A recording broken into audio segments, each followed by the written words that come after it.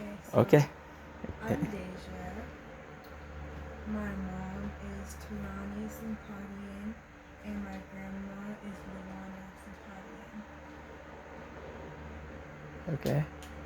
Okay. I don't really know who my grandma's mom was Just a little bit louder. Okay. though.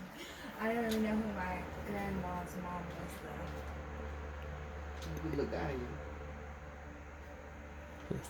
Okay, so I'll ask you a couple questions. There's only 25 questions. Okay. So the first question is, what do you remember about your grandparents? My grandparents. Well, I go back as far as my grandmother. I can't go back further than her, which would have been my great grandmother, who would have been Martha Parker. But my grandmother would have been Eliza Guerin, my mother's mother. And some of the things that I remember most about her is she was a woman that today we would say she would think out of the box, but what she did made sense. One of the instances that I can recall, and I will never forget that, my brother David, who was 3 years younger than I am, we were there, and my grandmother was living with us in Southern California, and she wanted my brother and I to do a little job for her. We were eager to do that because we lived out what they called in the country. We walked to school, and there weren't any buses or anything like this, and well, there were no such things as working in a job. We worked on the ranch, you know. But my grandmother wanted us to do a job for us, so we were excited about it. And she called us in and told us what she wanted to do, just little odd things that she wanted us to do. And we did it. Well, we did it. We worked extra hard to get it done. And lo and behold, she had told us she would pay us. Okay? So we were eager to get the money, already. We was thinking about when we go to town, We went to town like on weekends and stuff, what we could do and what we could buy and everything. So she called us in and we told her we had finished the jobs. And she always carried her money in a little pouch up in her bosom. So we were standing there and she reached in her bosom and she pulled out this little bag with her money in it. And she took out this bill and she ripped it in half. This dollar bill. Half. My brother looked at me, I looked at my brother. Well, we couldn't say anything, because we just didn't say things to older people, We just had to wait and see. And finally she looked at us and saw that we were kind of puzzled about her tearing this dollar bill. She said, well, I'm paying you children for doing the job. She said, but one thing you'll remember, each one of you will always have some money. Because you couldn't spend half of a dollar bill. And I remember that just like it was yesterday. And my brother looked at me, I looked at my brother.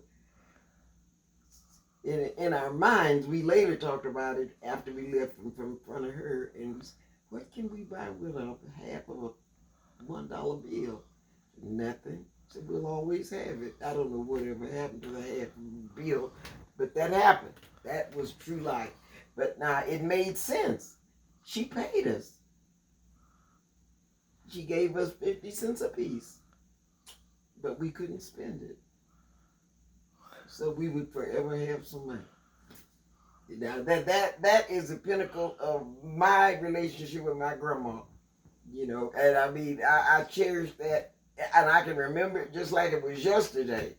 And it had to be like, man, maybe I was 14. something like that. But it was just like she was right now speaking to me. It's quite interesting to have her around, living with us for that while, you know. And she was Creek Indian, you know. She was full. She had to be full blood Indian. My mother, you know, was half or whatever. But anyways, she had very long white hair. As she got older, it was white, and it was all the way down her back. It's too bad some of us didn't get hold of some of her hair, but we didn't, you know. But that, I remember doing that, and I was always combing her hair, you know. But that's as for that grandmother that I knew. Didn't know my grandfather, but my grandmother. She was quite a lady. That was very interesting. I remember that. The next question was, who were your friends growing up? Pardon me? Who were your friends growing up? Who was my friends growing up? Well, where we live out, now they would call it suburbia, but we lived out in the country, you know, so it was just other families that had as many children as my mother did, you know. That was the extent of our family. I mean, there was no social media, there was no anything, so we had no followers or this kind of stuff, you know. It's just one or two friends. But after I got up older and went to junior high, and then I went to high school, my very best friend until this day is Essie Frazier, and she lives in Los Angeles. And that was my friend all the way through high school. And we are still friends. I talk to her on my phone now, and we never have any type of conflict. We never did. But that was the family that we were so close to. Their mother had several children, just like my mother did. Okay. The next question is, how did you get to school? We walked How far was it? probably 5 miles. And give you an idea, do you have an idea about how far 5 miles is? I think I've walked about 5 miles before. About 5 miles. You don't live here in Benicia, but the state park, the Benicia State Park, from the beginning to the end and back is clocked at 5 miles. That's how far we had to walk to school. It's pretty far. You know, it was a long ways, and that was raining or sunshine.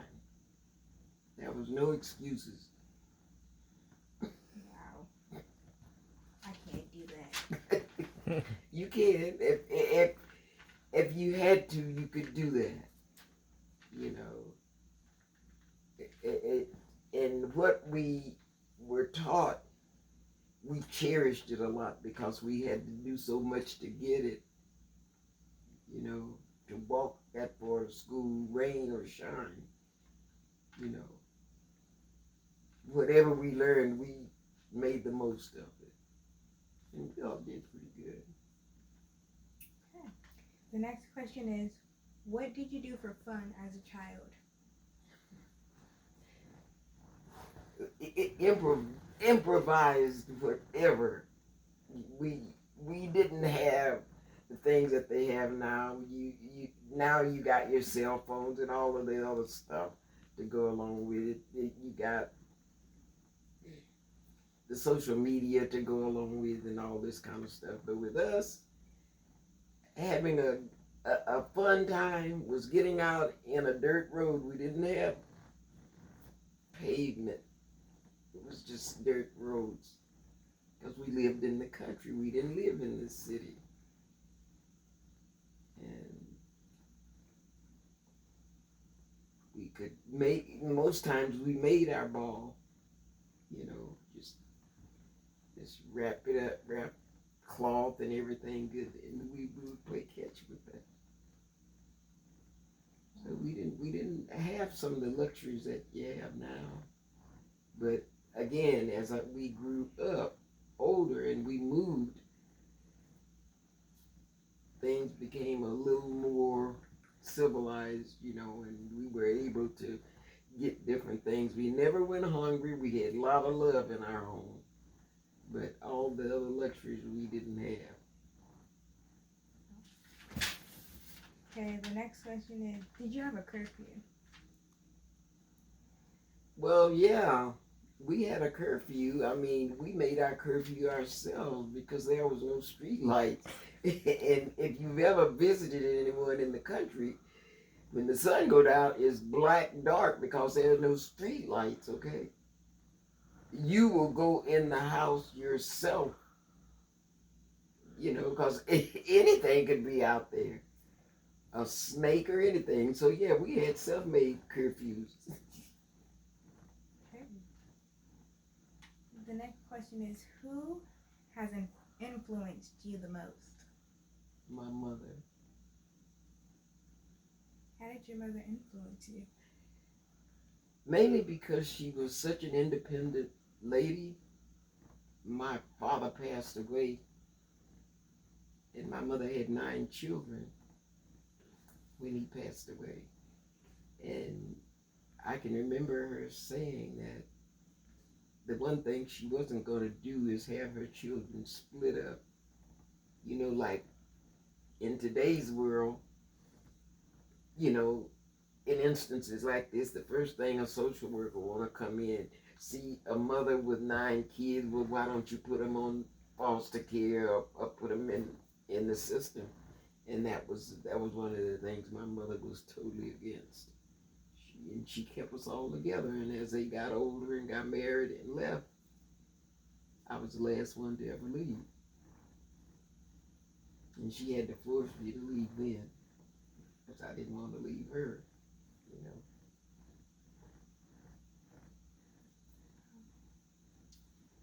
Okay, so this question is, what are the 5 things you discovered that are the most important to life?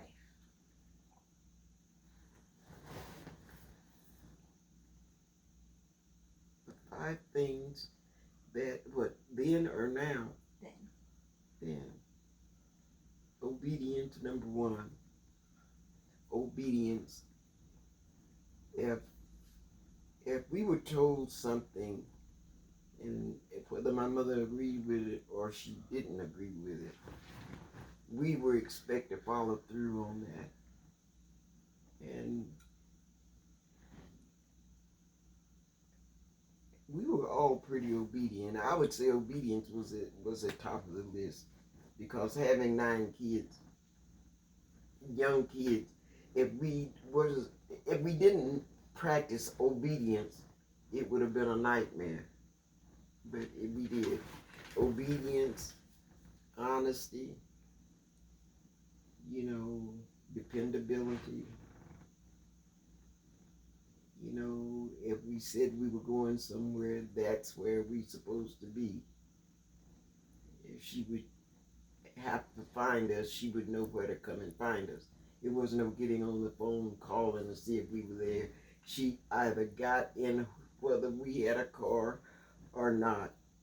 If we didn't have a car at that time, she would walk to where we were supposed to be, and we'd best be there. So, honesty. If we said, Mom, we're going to Miss Judy's house, that's where we wanted to be. That's 3. And the other one is, I told you, obedience.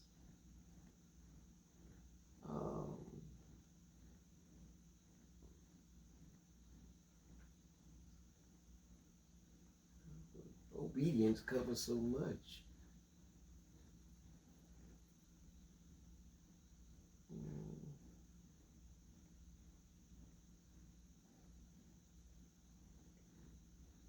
Oh, if we were told to do something in school, that they expected us to do that. So that was very well. That would come under obedience. If the teacher told us something, she would check with my mother and find out. So I think that's about 5. Okay. This question is, if you can go back to any age, which age would it be and why? 16. At 16, I was gonna be graduating from high school at next year's 17. And unlike the kids of today, you know, they think the world is gonna stop at 18. It's gonna be a whole new world, you know. The world's just gonna open up and everything is gonna be peachy keen, which is not. When you get to be 17 and 18, life just begins. That's what called real life. And I think that was it. One of the pinnacles of my life is being 17, because I knew within a year that I would be that 18, which didn't mean anything to us then because we were still under the same umbrella as we were when we were 10 and 12.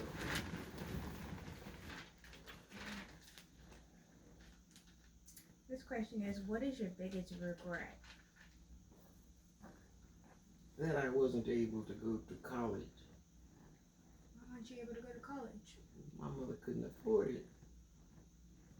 Remember, she was a single mom, parent 9 with kids. the kids.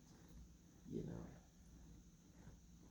we show you how tight things were. When my dad died, we used to catch the bus. This is before we come to California, but this was in Arizona when we were younger. We used to catch the bus from school and get off at the field where my mother was working, change clothes, and work in the field until dark.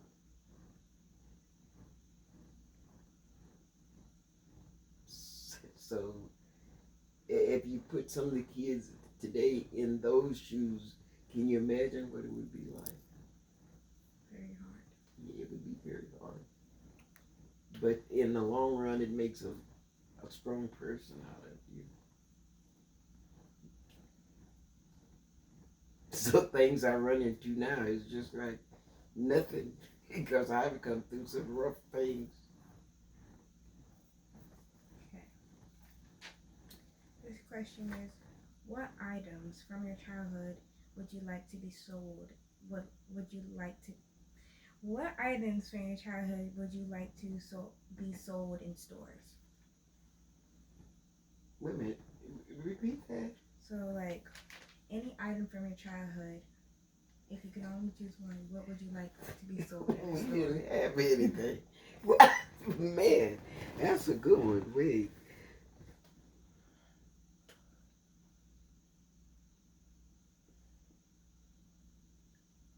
If I'd had the knowledge, I would love to have written a book of my entire childhood and be able to sell it, because it would be a bestseller. I'd read it. Yeah, so a lot of people would read it. Yeah, but that's a book that I wasn't able to write. Okay. It says, what do you dislike the most about today or nowadays?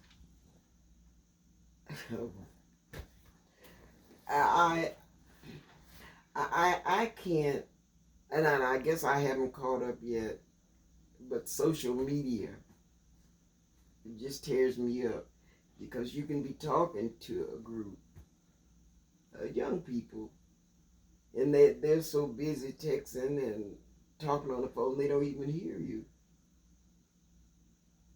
See, so when they get to be my age and somebody will be asking them the same thing like you're asking me, they won't be able to tell them anything because they haven't listened. Make sense? Yes. So of all the things, pay attention. You know, it just, I don't know. And that's one of the things I can't really grasp. Okay, this one says, what was your first home and how did you buy it? My first one? Yes, your first home. So the first home you ever bought after you stopped living with your mom. Did you say phone? House. What was your first house that you ever bought? That I bought? Yes. Oh, 2453 South Poppy, Fresno, California. Wow, you remember the address too? I bought it. I think I bought it working in the field, but don't you think I remember that? How'd you buy? Oh, well, you just told me how you bought it. Yeah, working in the fields. That's all we were doing. Later on, I was able to work at a book bindery, and I learned the scope on book binding and stuff like that. But when I bought the house, it was putting the little dollars together to come up with a down payment on the house. Were you proud of yourself? Yes, I was, because that was the first house that any of my siblings had purchased from my mother. I was the only one at home by now, and I was the one that bought that house and kept it up until after I was married. And then we just, got rid of different things, and we got rid of it. But that was my first house. I will never forget that address. Probably if I got dementia or something, I wouldn't even forget that number. It's hard. It was really hard. And Gregory, were you? I'm wondering if.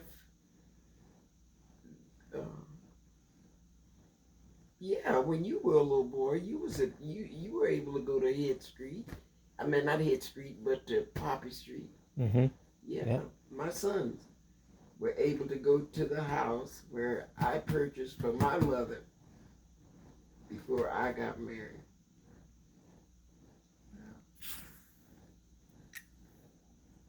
This one says, describe one of the best days of your life. When I met my husband. And it proves out to be true because I've been married now 61 years. Wow. How'd you meet your husband? He come home on leave, and his parents and I went to the same church. And he come home on leave, and the mother wanted me to meet her son. So I met her son. And actually, he brought a friend with him from San Diego, from boot camp. And actually, she wanted her son to meet me, but he was with the intent that he was coming down to meet my friend, who was Ethel. You never met Ethel Brown. That was my friend. And I was supposed to meet the other guy. I never met the other guy because Greg's dad didn't jive with this who they had picked out, for him. So he talked to me, and the rest was history. And it's been good. Even though I didn't want to leave home when I got married, I didn't want to leave my mother. Okay, this one says, how do you want to be remembered? I would like to be remembered as a person that trusts people, be kind to people, and love people. And I've been told that my kindness has been considered a weakness of mine. But that's what I'd like to be remembered as. Did you ever get in trouble at school? No. No. Because if I had, I would not only have gotten in trouble at school, I would have got it after I got home too. I didn't have the type of mother that the teacher would contact her and tell her that your child was disorderly or something at school. And I didn't have a mother that would run to the school and want to jump on the teacher, about what she had said to her child. Because my mother thought enough of the teachers to feel like the teacher wasn't lying to her. So we just never did get in any trouble. I can't even remember one of my siblings, the ones under me, getting in trouble. What was your favorite book?